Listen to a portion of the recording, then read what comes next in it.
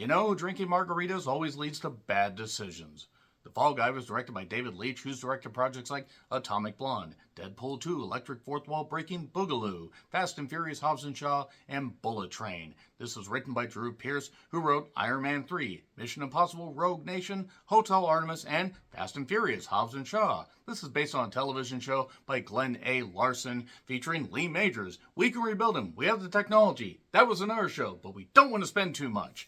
And this is basically a bit of a love story, while also being a love letter to stunt performers who are undervalued, underappreciated, and overlooked. Because if it wasn't for stunt work, doesn't matter how small your project is, doesn't matter what kind of project you're doing, if it wasn't for stunt performers and people willing to put their bodies, their mind, their body, their souls on the line, guess what? You wouldn't have a goddamn movie. And David Leitch actually used to be a stunt performer. And this was his way of showing appreciation for the stunt work, the tremendous stunt work and the making of a film and the passion and energy that goes into it. So we see Colt Seavers, played by the incredibly charismatic, incredibly funny, and incredibly handsome Ryan Gosling, who he may be just Ken, but he stole the Oscars in the end. I mean, honestly, you put Ryan Gosling in a goddamn film, you're pretty much guaranteed to have a lot of eyeballs on. A lot of people from all around the world, as our Lord and Savior's Daft Punk once said. But Ryan Gosling, endless charm, endless charisma, endless handsomeness. He is here as Colt Seavers, a bit of a down on his luck stunt performer that is brought back to a project where, well, let's just say a lady that he really, really liked, that seemed like things were hitting up, but after an accident, he kind of went into hiding, and this director, Jody, the incredibly gorgeous, absolutely unfairly gorgeous Emily Blunt. It is so unfair how gorgeous she is. Absolutely, I fucking love Emily Blunt. She's also really, really great at acting. That's a fucking goddamn bonus. Not just looks, but honestly, great timing. Great comedic timing, and also really, really good in, horror roles. She was great in the first Quiet Place. Let's be perfectly honest, the second one couldn't have been saved even if she was at the peak of her goddamn powers. That being said, they are trying to complete The Metal Storm. They're trying to complete this film project, this sci-fi epic with all these great stunts and all these flips and doodah and everything is post-apocalyptic alien stuff. But they can't, because Tom Ryder, the star, has vanished. Tom Ryder is played by Aaron Taylor Johnson. And you want to know something about that guy? Look up how he met his wife, who's directing the Amy Winehouse Back to Black movie. Read up on that, and then you will feel very disgusted and honestly want to take a fucking shower. I will be reviewing Back to Black at some point.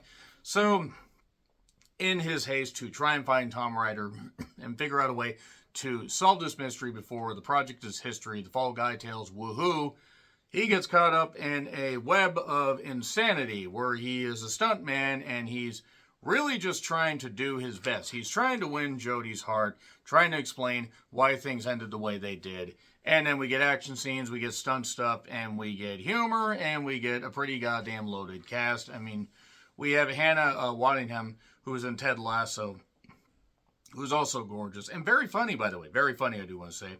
Stephanie Zhu, who was in Everything Everywhere All at Once. Teresa Palmer, who was in Warm Bodies. Winston Duke, who has been in some good stuff. You have Madeline Jones, you have Zora Michaels, you have David Collins, you have a lot of people on this goddamn project. And this has gotten out quite the viral marketing campaign, shall we say. To the point, I was seeing ads for this as long as 6 months ago at least.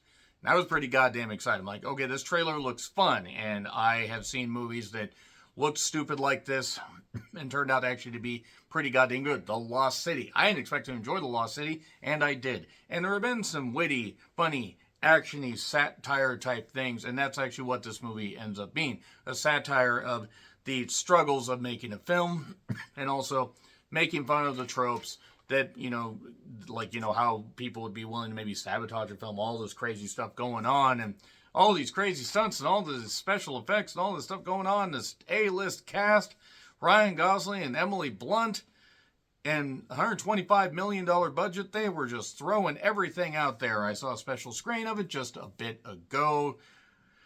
Fortunately, I was able to go watch it and sit in the loudest goddamn theater and witness it and see if the trailers were able to, if they were overhyped, if the critics were right, because early reviews are mostly good. There are some that have a few issues with it, but how's the movie? Not good. Not good at all. I'm not going to lie to you guys. I didn't enjoy this as much as I wanted to. I wanted to like this. I really, really wanted to like this. The opening is actually pretty goddamn good. There are a few moments where the movie rises above its bullshit, where it's just basically beating you over the goddamn skull. Boom, boom, boom. With all these jokes where for every one that lands well, there are 10 that just land with a thud. And honestly, yes, the convoluted plot and all the bullshit, you're not supposed to take the movie seriously. The problem is twists and turns and stuff like that only work if you care about the characters. And besides Ryan Gosling and Emily Blunt's endless, good looks and charms, they have a couple decent scenes. There's one split screen scene where actually there's some decent stuff there. And when they're on screen, the movie's all right. Ryan Gosling can be charming, as I have said. And Stephanie, I wish they had given Stephanie more stuff to do. And Hannah, they gave Hannah a little bit of stuff to do. The problem with the movie is it's also 126 minutes long and has enough material to maybe justify 96 minutes. There are scenes that are stretched the fuck out, and it actually gets a little bit frustrating because you can see the potential for this movie to be pretty good, but your opinion of this movie will probably hinge on whether you really liked Bullet Train. I did not like Bullet Train. I found Bullet Train, quite frankly, loud and annoying to the point where I was like, okay, I appreciated some of the stunt work, and there's some good stunt work here. And I like Joey King, but Bullet Train just really, quite frankly, annoyed me. Now, there were a few funny lines, but they got buried under the endless amount of just almost Robert Altman-like spouted dialogue. You will know what I'm talking about if you are a Robert Altman fan. And even if you're not a Robert Altman fan, if you've seen his movie, you just throw the dialogue, just keep throwing the dialogue, throwing the jokes and everything, so you don't realize that the jokes aren't actually that funny. I don't know what Drew Pearce was thinking, and while I see that this movie tried to have a fun pace to it, it didn't have nearly enough fun to justify the fact that this was just over 2 hours. And yes, you can clearly tell everybody had fun with it. The movie, while not taking itself so seriously, that's fine. The movie also has a very simplistic, yet completely incomprehensible plot that is just messy and stupid, and none of it is really good, and even Ryan Gosling and Emily Blunt can only carry this thing so far. So you can check it out in theaters. Maybe you will end up enjoying it, but yeah, I didn't like this. I didn't like this at all. It's above Argyle because it's at least a better satire than Argyle, but Jesus Christ, I've shat things out better than Argyle, which I feel bad about saying because I like the cast, but no, this was not good. Not good at all. Check it out in theaters if you want. It's going to be getting a full theatrical release by the time this review goes up. But yeah, I would love to know what you guys have to say. I'm going to get into spoilers here in just a second. If you have seen it, let me know in the comments what you thought. Now getting into spoilers. 3, 2, 1. Spoilers. So basically, after an accident where Colt Seavers takes the Owen Hart Kemper Arena plunge, I'm not going to apologize because, man, first of all, I resent your tone. That being said, a stunt goes wrong, he injures his back, and he leaves doing stunt work. Even though he still could do it, his back is fucked up, he's withdrawn from Jody. Jody has moved on, and Gail, Hannah, played by Hannah, she's a producer, she finds him, he's parking cars and doing some valet stuff, and she says, come back on this project, Jody wants you, all that. Well, Jody doesn't actually want him because there's still all this crazy, tension and everything going on. And there's one scene that starts out all right where they're doing dueling megaphone stuff and airing out their dirty laundry. The problem is the film, or that particular scene, goes on a bit too long where I'm like, okay, all right. So Tom Ryder, basically gets, it turns out that he's actually kind of a full-on dick. He believes his own hype. He does all his own stunts. He gets a big head. And also, he killed his stunt performer, not obviously Colt Seavers. kills him, and Colt finds him at one point in the hotel room. He was so dead. He was so dead, Gale. And Gale's behind all this, too. The idea is the film's over budget. All this crazy stuff's going on. There's this running gag about Jason Momoa. By running gag, I mean there's one post-it note that factors into a post-credit scene. And the thing about it is while there are some cool scenes, and there's one part where a dog is trained to bite someone's balls. Yeah, that's fine. Here's the thing. They play that gag a lot. And it was funny maybe the first time, maybe the second time. Again, Stephanie, I wish had been utilized a little better. And by a little, I mean a lot better, because she is talented, she is funny, and she is also beautiful, so utilize her more. That being said, Teresa Palmer felt goddamn, underutilized. There were people in it, it's like Bullet Train. They had this loaded cast, and they didn't give them enough shit to do. I don't know if it was coming across, but I didn't really like Bullet Train that much. And, yeah, it just turns out that Tom basically killed his stunt performer during a party. Ryan Gosling is trying to figure all this stuff out. There's a guy with the tiger tattoo stuff on his head.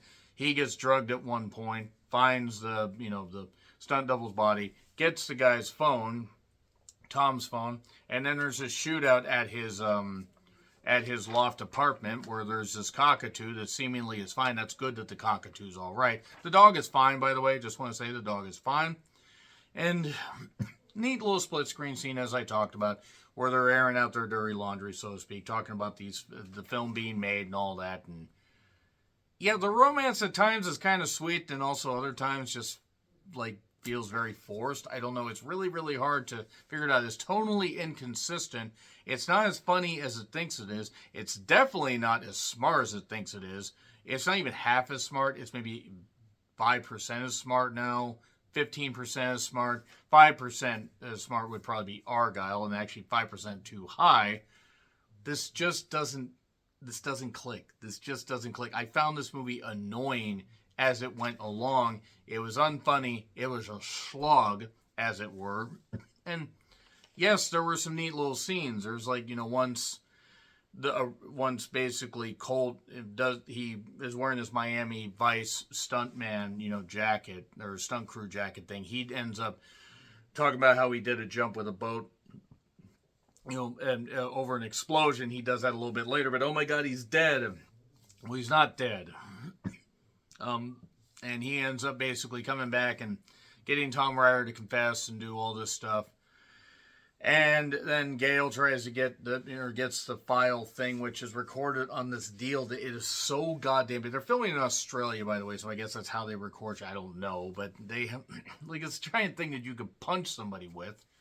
And there's even $6 million man sound effect thing. Lee Majors shows up in a post-credit scene. I did not know Lee Majors was still alive. I thought he died a few years ago. That being said, there's this helicopter part. If you've seen the trailer, you know what I'm talking about. The helicopter part where, they're talking about drinking, spicy margaritas and everything and doing all that. But they got to get the file back, and Ryan Gosling does some loop-de-loop stuff and manages to get the thing. He crashes down to the crash pad. Gale and Tom are absolutely goddamn screwed. And I'm covering it a lot quicker than the movie did, because the movie really did not cover it all that quick. And it ends up just being really a very unfunny slog. Then we see some, credit stuff. We see some mid-credit stuff. And Lee Majors has them arrested. Gale and Tom. It felt so mind-numbingly safe and lacking in really enough meat. Just enough fun. It didn't have fun about it. Even though it didn't take itself so seriously, it also didn't have that fun factor to it. This didn't work for me. The fall guy fell down and didn't get back up. Yes, there are some fun scenes where Ryan Gosling's talking about, what's the plan, and then we beat the shit out of him. We do all this, and yeah, there's some neat little tidbits, little nuggets, but it's not enough to carry the movie, especially at over 2 hours with, honestly, a lot of stretched out material. So I gotta give it an F. I'm sorry. I love Ryan Gosling. I love Emily Blunt, and there are some other good talents here. But this was a streaming movie put in a goddamn theatrical setting. It's not as bad as The Gray Man, because The Gray Man wasted a lot more money. This is still pretty goddamn bad. The Fall Guy is probably the most disappointing movie of the year so far. We're right up there. That being said, agree, disagree what I said, like, share, subscribe, Twitter handle in the description. I'm John Rithlin. I'll see you soon.